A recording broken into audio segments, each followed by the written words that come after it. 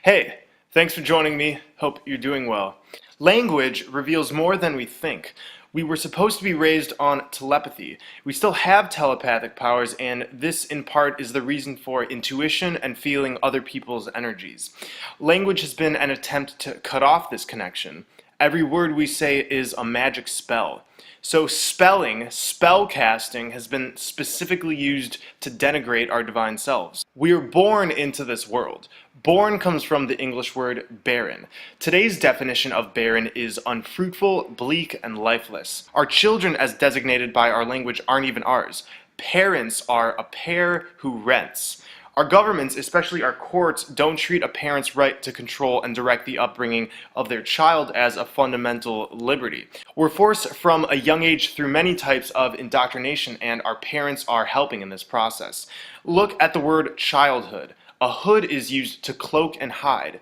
The etymology of children is chill and dren. Chill means cold. Dren is a name meaning a strong and healthy individual. So children are strong individuals who must be chilled, made cold. Stay with me, this will all come together. In Ballantyne's 1948 Law Dictionary, the term human being says sea monster. When we see monster, we get the definition, a human being by birth, but in some part resembling a lower animal. In the Oxford New English Dictionary of 1901, a human is defined as belonging or relative to man, as distinguished from God or superhuman beings. So these definitions are telling us we're monsters and have no inherent divine qualities. The word live backwards is evil. Our language is telling us we're born as monsters who are bleak and lifeless to a pair who rents us out to the government and other corporations that indoctrinate us. Our childhood is spent under a cloak, so our divinity will be hidden from us, and we're evil when we live. Our sentences are made up of words. The word sisters in Greek mythology were fates or witches who controlled the fates of man. Every word we say directly affects our reality and ultimately our fate. The Egyptian deity Thoth is said to have invented language and writing. The original purpose was to use words for magic. The words write and write are pronounced the same. A rite is a ceremony or ritual. Whenever we're writing with words or speak, we're initiating a ritual. Books contain chapters. A chapter often refers to a sect of a secret society or religious order. To page someone is to summon them. Pages in books made of words are summoning things to enslave or imprison our souls. The word grammar comes from the French word grammaire or grimoire. Grimoires were ancient magic books which contained instructions to summon demons. I want to mention sounds affect everything around us. The study of cymatics is the study of sound vibration on matter, and it has been demonstrated that vibrations and frequencies create geometric patterns in sand and other mediums. We wake up each morning. A wake is a funeral party held for the dead. At the beginning of each day, we say to each other, "Good morning." Mourning is what you do when you're sad for the loss of someone or something. We begin each day reveling in the morning of our divine nature, which has been stripped from us, by calling it a good morning. It's pretty masochistic if you ask me. We then go to work at our occupation. When we occupy something, it can mean being occupied by a military force, like in war. Many occupations are focused on money and the dog-eat-dog mentality.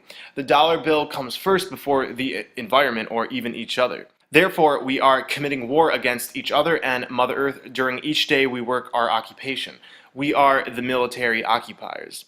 An urn is for the ashes of the dead. For the average 9-to-5 worker, it would have to be one of the weekdays in order to earn a living.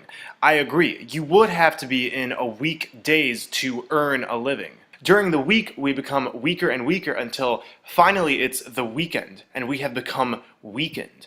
Somebody or something who is weakened has no power. And during the weekend, many of us turn to drink alcohol. Alcohol comes from the Arabic word al-kul, which is a body-eating spirit. It's also the source of the word ghoul.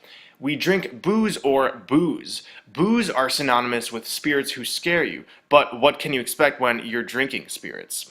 Alcohol has always been a medium for entities to flow through, and the effects in part demonstrate this. In Sigmund Freud's model of the psyche, he outlined three parts of the self: the ego, the superego, and the id.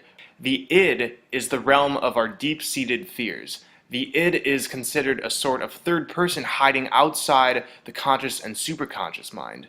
We use the similar word it as a sort of third person in our use of speech. We unknowingly give power to our deep-seated fears and help create it every day with our thoughts and speech. In horror movies, we hear the phrases, "It's alive," "It lives," "It came from the sea," and "It came from outer space." Of course, we remember the movie It. The it, or id, once again is our deep-seated fears, and by saying this word in our everyday sentences, we're evoking these. We all know the phrase, "When it rains, it pours." Satan, the ram or goat god, has also been known as Pan the Piper. A goat is a channel or pipe for water to flow through, and comes from the Old English word gotan, which means to pour. So when it rains, it pours. The word it consists of an I and a T, which is a cross. To cross someone is to go against them or insult them. I cross. I'll also mention that we live on an enclosed flat plane. Planet is simply plane with a cross at the end.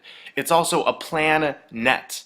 The plan with the lie of outer space and the many other lies used to trap us in a net of lies. When we graduate, we receive a diploma. Diploma comes from the word deplume, meaning to deprive of feathers.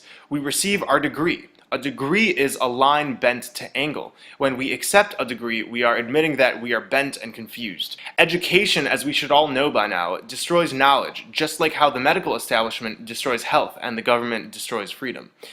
All day we say to people, "Bless you," and "I'm feeling blessed." When we bless somebody, we're really telling them to be less. We should know when we pray to an external entity like God, we are actively telling the universe that we don't recognize our own creative abilities of manifestation. When we pray, we are really becoming prey. Somebody becomes prey when they are vulnerable. When we are praying, we are making ourselves vulnerable to other entities that don't always have our best intent. We have all the power within us, and we need to get off our knees. Our flat plane has been squared. This is in part what squaring the circle represents. The divine feminine, the circle, has been squared by masculine principles. Thoth, as I mentioned earlier, is the Egyptian creator of spelling. Thoth's name reveals a circle inside of a square. Thoth is made of squares in the form of the T-square and the H-square. The O is in the middle. Food for thought. Words act as electromagnetic vibrations, and it pulls us into confines by defining things in a reality made of free-flowing sine waves. It's just like the Saturn-Moon matrix projecting square waves on us. You could say we're helping in squaring our reality with these limiting sounds we utter from our mouth. And what's been given to us has been perfectly crafted, so we revel in language full of masochism and hatred for our divine selves. It's best we start learning to speak with a more conscious language. Everything we say is directly affecting this projection we're all in. We can use our intention and words to create amazing realities. One day we'll go back to our full telepathic nature, but for now, let's make the best of these spells. There's a lot more to discuss as far as words go, and I'll be making more videos about it in the future. I'll leave you with the opening sentence of the Gospel of John. "In the beginning was the Word." Have a great one, guys. I love you all.